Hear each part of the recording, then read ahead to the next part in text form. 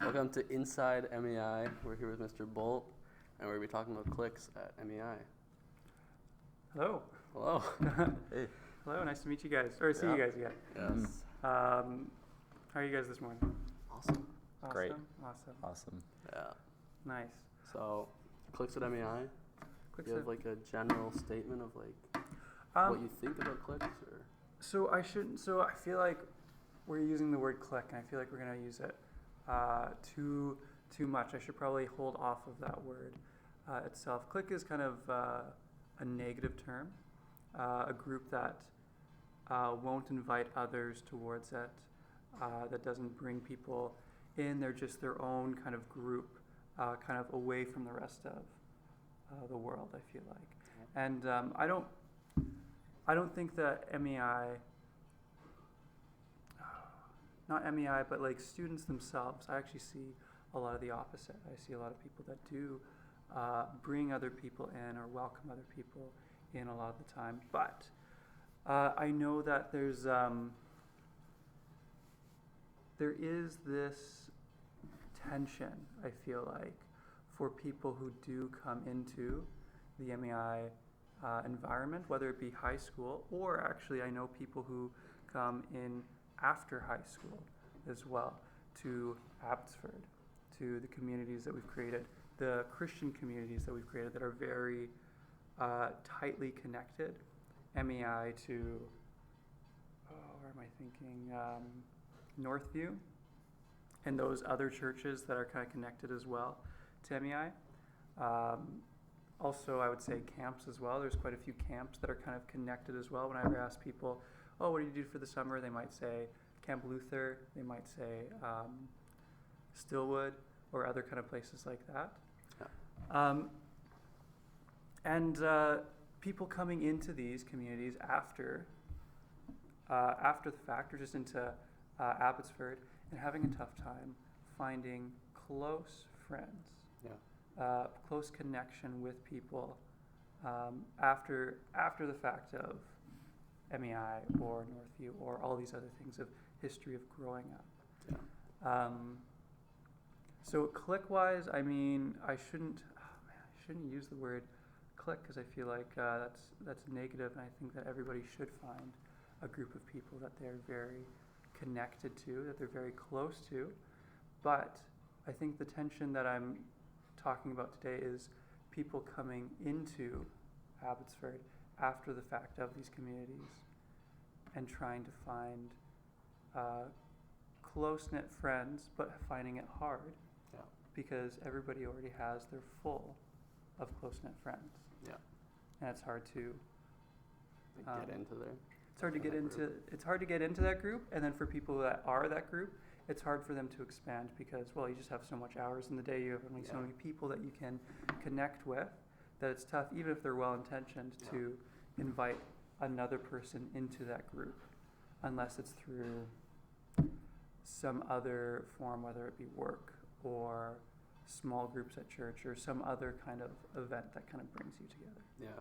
Mm-hmm. Do you think it's like a Abbotsford or like MEI kind of religious thing only, or do you think all communities sort of have that problem? I'm sure other communities have it, but the interesting thing is I've heard actually from multiple people and different people that Abbotsford specifically is tough to find community if you're just coming in. Yeah.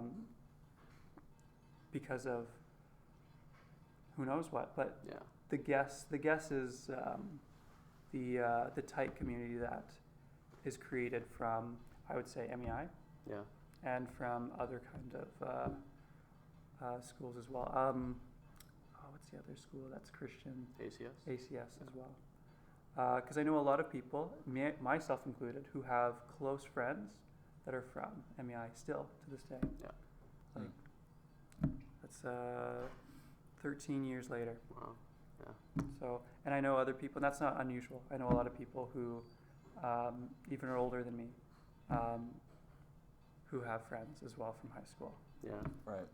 Yeah. I also think it's kind of the opposite, because I've always realized that people in this area, like with in the churches, ACS, MEI, we almost have our own evolved humor.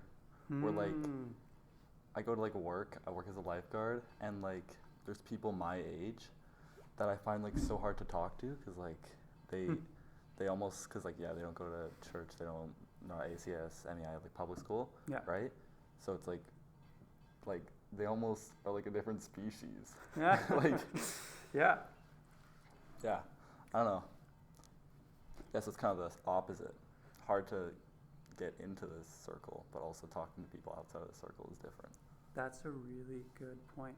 Yeah. Because there is like the amount of different cultures I feel like at Abbotsford or any place, like multicultural, like how different Abbotsford can be if you step into a place that you usually don't go into. We don't realize we have these kind of routes, these maybe even bubbles that we kind of move across. And if you go into a different part, a different store that you've never been into, and see the people, totally different people that you haven't seen before.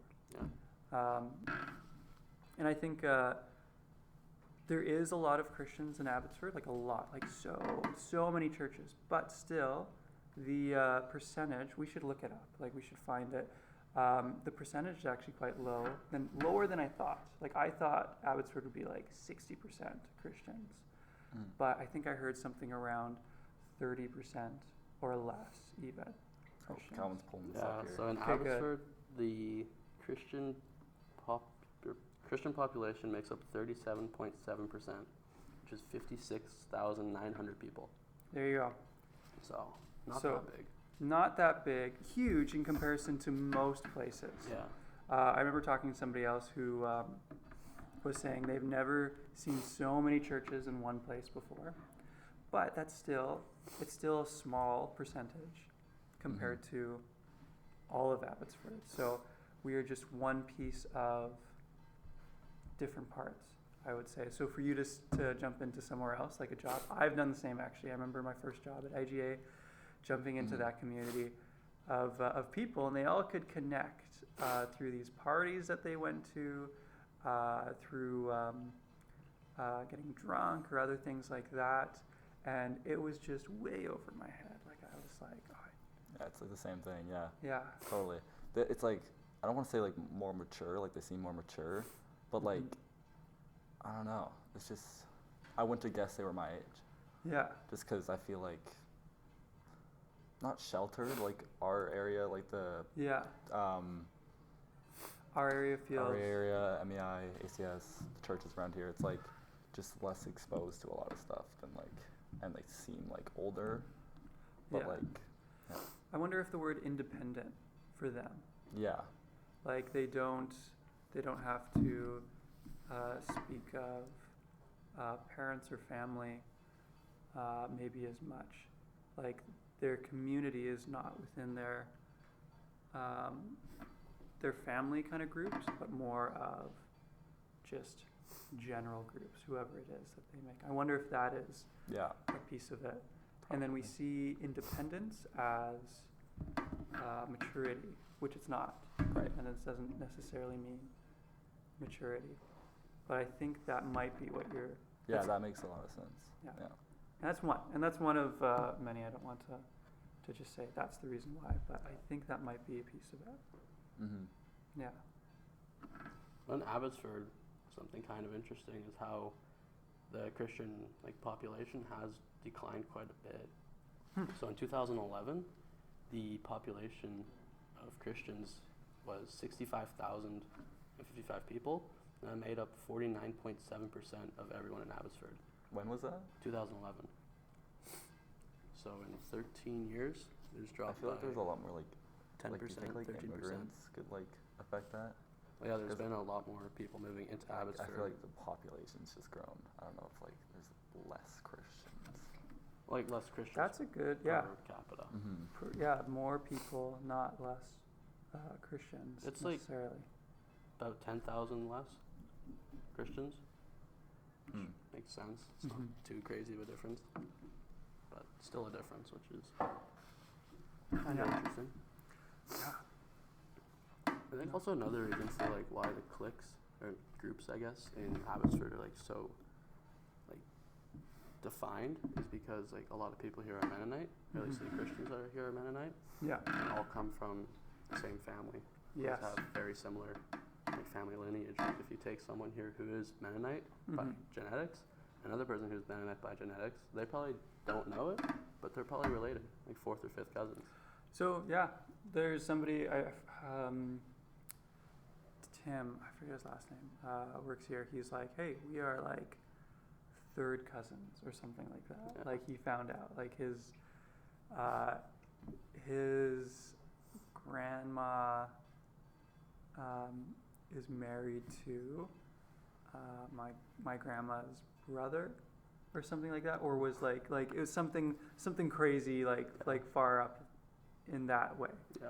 And then somehow he knew, that's the Mennonite game. I feel like, Yeah. how are we connected? Where do we come down the line towards that? So yeah, there is a lot of interconnectedness.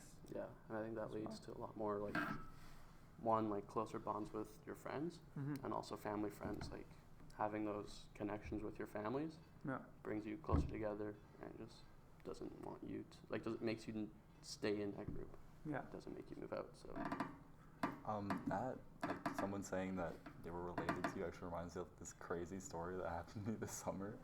I was taking a bus from Sicamous to here, to Abbotsford, and we stopped in Kamloops. And I don't know if this guy was related to you, but he sat down next to me, and he started, like, going through his phone, and, like, I just caught a glimpse, and I saw Joshua Boldt in his Facebook things, and I was like, I wasn't like stalking, but I was like, hey, did I see Joshua Boldt on your? No way. And his name was Paul. Do you know him? Paul something? Oh, Paul. He's got a missing tooth. He's got a missing tooth. Blonde hair, like older, probably like 50 something. Oh, 50s? Paul. That sounds more familiar now. Oh, I think you were friends with his brother, or no, not brother, son. That you graduate. Chad. You know Chad? So I have a little bit of anomia. Right. A means name, nomia means forgetfulness. Mm-hmm. If I see the face, I will know immediately. Right. The name itself sometimes is tough, and especially going way back as well. Chad sounds familiar, but I wouldn't be able to know the person until I saw the face. Unfortunate. But it's so interesting. Well, it is me. I've looked up before Josh Boldt on the internet, and the only other, like, there's a few. Someone named Josh Boldt just published a book, which is so funny. nice. Yeah, so it's not me, but somebody else. So the chances are very slim that it was that Josh Boldt. I think. Well, I know. I think he pulled up a picture with you in it. Okay. And then like, I also ended up finding out that I worked with like his like son-in-law. Yeah. So I was telling him about it too. Like I had all these connections to this guy that I had never met. That's so funny. Yeah. Well, that's and you're so right about like Mennonite and community. Like somehow we're all kind of. So many people are connected. Do you know so and so? Yes. How do you know so and so? Through this avenue. Oh, no way. I know him through this avenue. And I feel like that's where stuff like the church, like the school that you go to, and then the church that you go to, those are two different connection points. And then as well, if you work at a camp or something like that, or just a part of MEI community, like people that work at House of James. Or at, what's it called, MCC? Yeah, MCC. Like these different places where you can bump into them and people can know each other through one of these different avenues of connection. So I find that really funny. Yeah. Yeah. If you don't know those avenues, you can't really get in there. Yeah, if you don't know and not even if you don't know those avenues, but if you haven't worked within those avenues for years, you know, or when you're growing up, I feel like your guys' face, like when I was, the friends that I have today, I made connections with through grade 10, 11, and 12. And yeah, those are, and not to say that has to be the case. People can definitely make friends. University, huge place. Mhm. to make connections. But then after that, the only kind of place that you can make connections is your work, which it's hard. It's hard with your work, like, because it's not the same. It's all of a sudden all age groups within your work. Yeah. You know, so then the list of people becomes a lot smaller that you can connect with, basis on place in life and age. Usually that's a lot of the stuff that you might talk about, whether you're going to have kids or if you're going to get married or, you know, rent is tough. Like, you get all these things that you are in the same place of as people even 10 years older than me. Like, they could buy a place more likely than I could. Mm-hmm. Because prices just shot up so much more. So there's so many different avenues. Oh, people 10 years older than me, then if they're gonna have kids, they have kids. You know, there's so many differences for people to connect on. So the places to find those connections just turns into your church, which churches do a pretty good job of. But let's say if you weren't Christian, then like the bar, like there's not really anywhere to go. I remember someone saying that who I knew who wasn't Christian, of like, where do you go to make friends? Like, I actually don't know anymore. Like, there's no place. And if you're not connected to a church, then there's not really a place unless you know a friend who knows other people and like so on and so forth. But if it's just you, community becomes very tough after these places of high school, university. And if job is not a place of friends, then you have to figure something else out. That actually kind of freaks me out, like graduating, and like, because I plan on going to like university right after high school, but like my older brother took a gap year, and like all his friends like went to university. Like, that's just like a scary thought. Yeah. And like thinking like you might not even talk to those people really ever again. It's like, it's life. Yeah, it is. Like, it's a big change. I remember being in high school and my sister saying, "Yeah, I see my best friend once every 2 weeks," and I thought, what? Like, that's crazy. Like, once every 2 weeks, and I think it might even be like, yeah, once a month, and to be like, that's a good amount. Like, that's good. It's good that I'm able to do that. For me, it was at first year. Once a week. I was able to see close friends, which is huge. And that was also because we made patterns outside of school to be able to see each other, and they just continued into the summer, and they continued the next year, and that was good. Now, let's see, I'm 30. I see those friends.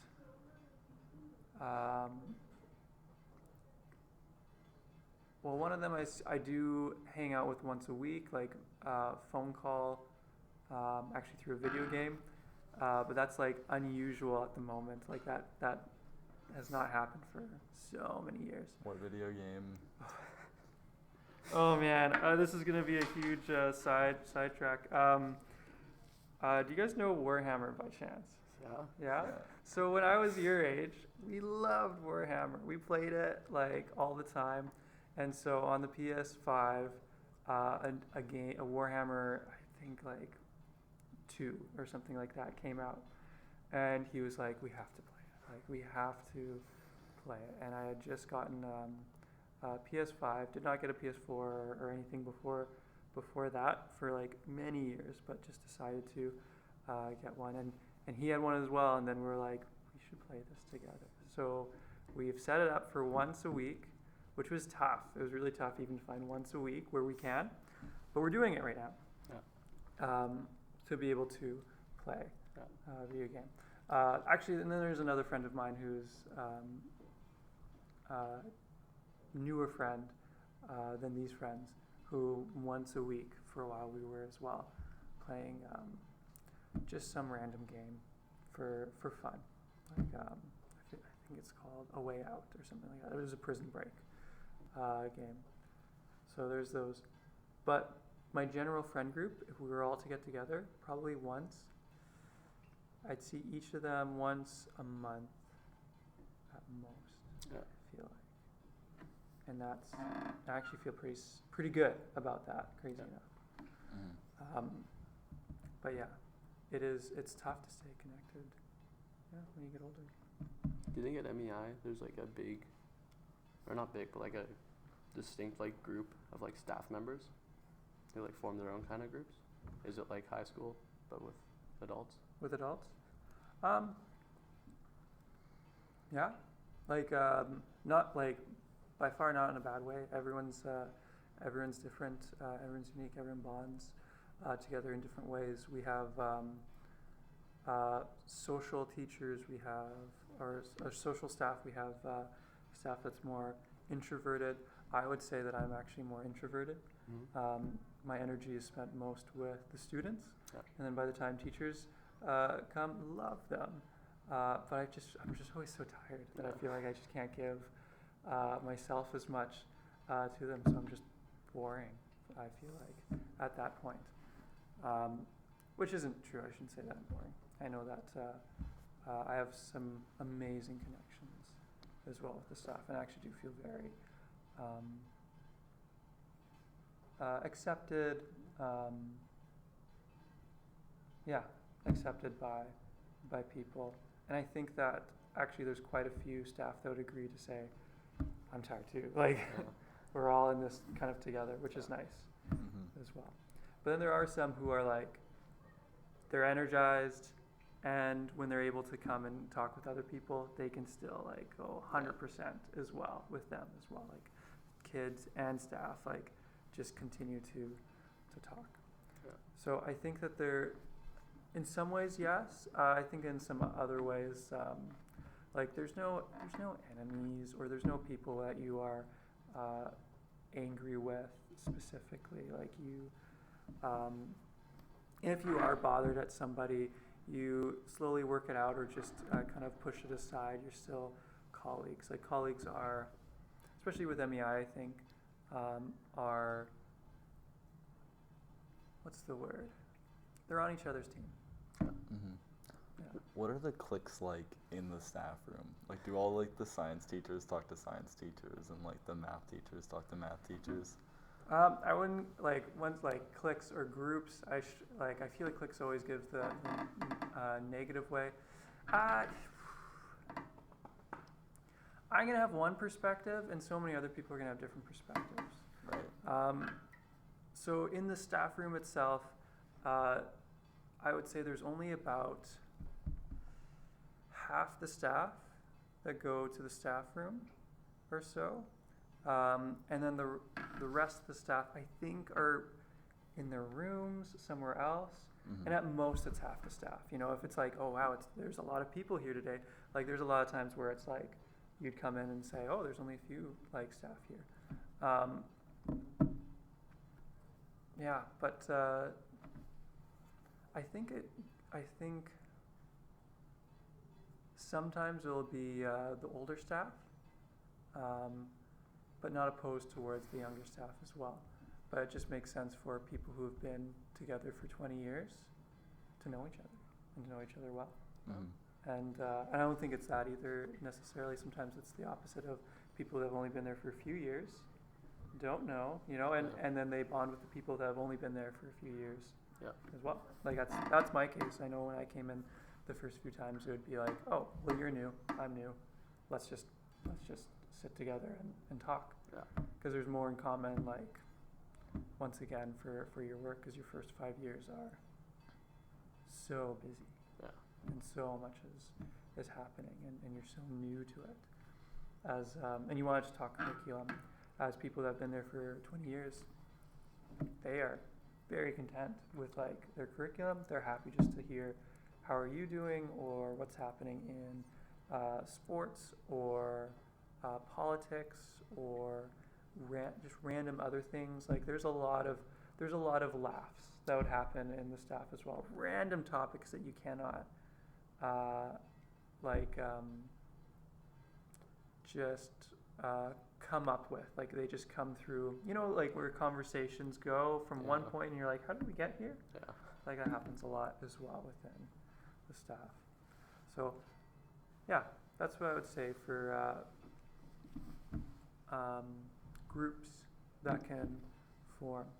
But I don't think if you sat down with another person that they would ever ignore you or anything like that. Like they always, I jump to different tables, not in one lunchtime, but like throughout my time, and everyone's always been welcoming, which is nice. Do you think MEI is like good at having that sort of community with its staff, like better than other public schools? I don't know. I like once again talking about communities and not knowing the outside and inside. I grew up at MEI and then I did a practicum at MEI. My only times outside of MEI have been at PA. I did a small practicum where I was there for about 5 days. Oh, okay. They seemed great. Yeah. It's Pacific Academy. And then ACS, my wife has been to, and she loves the community there. But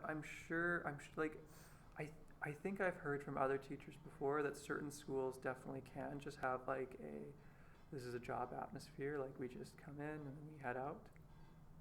But I couldn't point at a certain school and say so-and-so school, like, or this school, or yes, public schools just don't do it. Yeah. Like, no, I think that there can be, but I honestly don't know. Okay. Yeah, it's a good question though. Yeah, just wondering, like, because the Mennonite school, are they better at it? Like, Are they better at it? I don't know. I don't know. I like. There's a piece of me that thinks that they do. Like I really like it. I like. For instance, yesterday morning for devotions, we did worship. Like and that was just one of the teachers that just said, "Hey, we're gonna do some worship as well." And we all sang. We're all groggy voiced, but it sounded beautiful. And I was like, "What other school does this?" You know? Yeah. There's like, you said that there's not really many, like, I don't know the word, but like you don't like have anything against any other staff members. Mm-hmm. But like, because my mom also works in the school district, like Oh, yeah. public school district, but she's like, she has her close friends that she's made there, but then Yeah. also like people that just get on her nerves so much. Mm-hmm. So I wonder if that's maybe because the public school district is so much bigger. Could that also be another reason? Because MEI is pretty small You know, compared to. it might also just be my personality. I'm pretty easygoing, I would say, with people, and I would say, like, highly want to get along with everybody as best I can.